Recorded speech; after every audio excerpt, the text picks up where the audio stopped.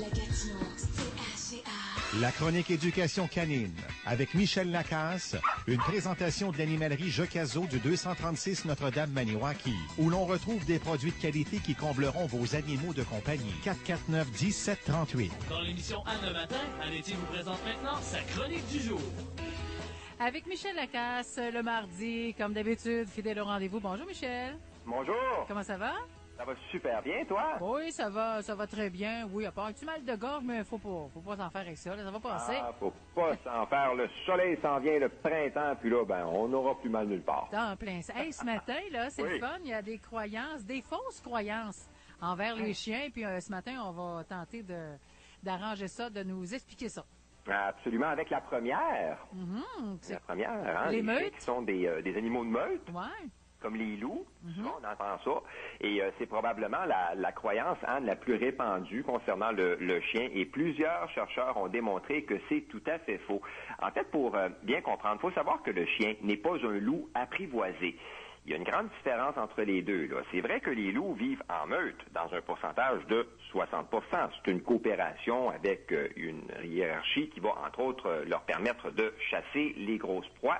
Et dans cette hiérarchie-là, par la force des choses, ben, il y a l'alpha, le bêta, l'oméga et des comportements de dominant et de soumission avec une loi, qui ressemble un peu à tu te soumets ou tu meurs ou tu t'en vas. Donc, c'est pas du tout comme nos chiens à la maison qui ne cherchent pas à s'imposer sous peine de mort. Et fort heureusement, parce qu'on ne cohabiterait pas très, très longtemps avec eux.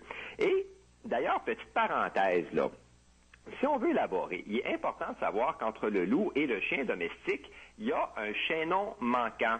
Et c'est le chien de village qu'on voit au Mexique, à Cuba, en Espagne, en Thaïlande, bref, au nord et aussi au sud de l'Équateur, et qui serait en quelque sorte l'ancêtre direct du chien domestique. Il y a d'ailleurs un spécialiste mondial qui s'appelle Ray Coppinger qui s'est intéressé à tout ça, et le chien de village se rapproche davantage de nos chiens, parce que ce n'est pas un animal de meute et qu'il n'a pas besoin d'une organisation sociale pour se nourrir. C'est un chien qui vit là où il y a des humains, qui peut dans certains cas se laisser approcher, qui ne chasse pas, qui se nourrit surtout de ce qu'il trouve dans les poubelles, et avec la mutation génétique, ce serait le premier spécimen canin qui n'a pas peur de l'homme comparativement au loup qui serait beaucoup plus craintif. Donc, il est important de retenir, je crois, cette théorie de Coppinger, c'est-à-dire finalement que le chien n'est pas un loup parce qu'il ne vit pas comme lui, tout simplement, avec les comportements là, spécifiques aux meutes. Le loup ne s'applique pas du tout à la relation que nous entretenons avec nos chiens. Il ne s'agit pas d'animaux grégaires, autrement dit, et c'est faux de croire le contraire au terme des recherches là, qui ont été effectuées depuis quelques années.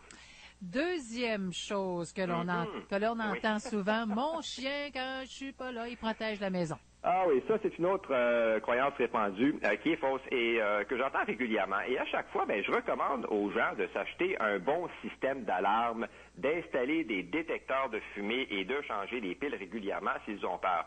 Et là, je vais m'expliquer. Si on a un berger allemand, qui a été entraîné à la protection, oui, lui risque de faire son travail. C'est-à-dire qu'il va avertir et faire ce qu'on lui a montré si quelqu'un veut entrer dans la maison. Pour ce qui est du chien, là, qui n'a pas été entraîné du tout, il va peut-être japper, mais c'est tout. Si on est là, et si c'est la nuit, peut-être qu'il va finir par nous réveiller, mais c'est nous qui allons quand même contacter la police, parce que le chien va probablement rien faire pour nous venir en aide.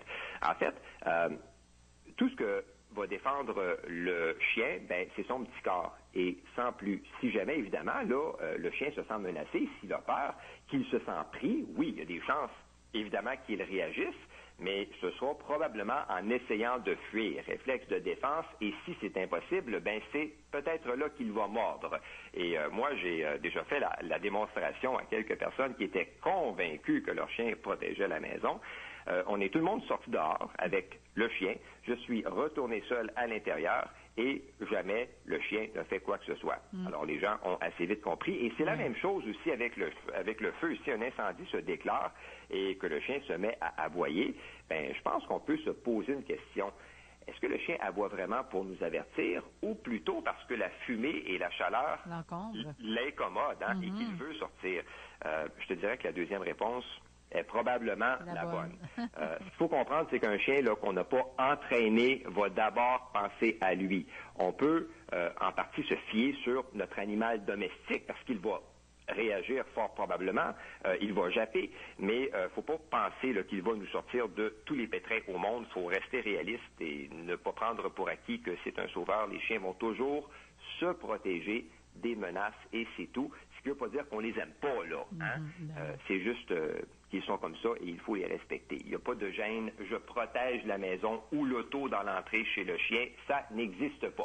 Il peut japper avec des grosses dents, mais il n'est pas mauvais. Ouais, c'est ça, exactement. Ouais. Michel, aussi, une dernière chose. Oui. On entend souvent dire, il faut jamais laisser sortir son chien avant soi. Faut qu'il soit derrière nous. C'est pas vrai, ça non plus? Non, écoute, j'entends ça souvent. On va revenir sur la dominance, là, parce que les gens disent ça. On ne doit pas laisser, je dois pas laisser mon chien sortir en premier parce qu'il veut me dominer. On va vraiment revenir sur qu'est-ce que la dominance prochainement, parce qu'il faut vraiment en parler, c'est important. Mais rapidement, je dois dire qu'un chien qui met les pattes à l'extérieur, dès qu'on lui a accroché la laisse après le collier et qu'on a ouvert la porte, ben ça veut tout simplement dire qu'il est excité par la promenade qui s'en vient et qui est toujours agréable. Il n'y a aucune dominance, entre grosses parenthèses là-dedans. Le chien, tout ce qu'il veut, lui, c'est d'aller s'amuser. J'ai absolument rien là, contre les gens qui vont faire asseoir leur pitou et qui vont sortir avant eux. C'est très utile parce qu'on n'aura pas un chien tout énervé là, dès que la promenade va commencer. Ce sera aussi un exercice d'obéissance banale. Mais de penser que c'est de la dominance, c'est une fausse croyance, c'est un mythe et on peut dormir sur nos deux oreilles et ne pas penser que notre chien veut nous confronter. Ce n'est pas du tout ce qu'il cherche à faire. Donc, voilà pour ce qui est du chien qui sort avant les gens pour la promenade. Oui, puis il y en existe beaucoup de fausses croyances sur les chiens. Ah mon Dieu, on va continuer. C'est la partie numéro 1, ça. OK. On va se rendre jusqu'à 10. OK. Merci beaucoup, Michel. Pas de problème. À la semaine prochaine. Bye-bye. Bye. La chronique éducation canine avec Michel Lacasse vous a été présentée par l'animalerie Jocazo 236 Notre-Dame-Maniwaki, où l'on retrouve des produits de qualité qui combleront vos animaux de compagnie. 449-1738. À CAGA FM, vous écoutez à l'étier jusqu'à midi.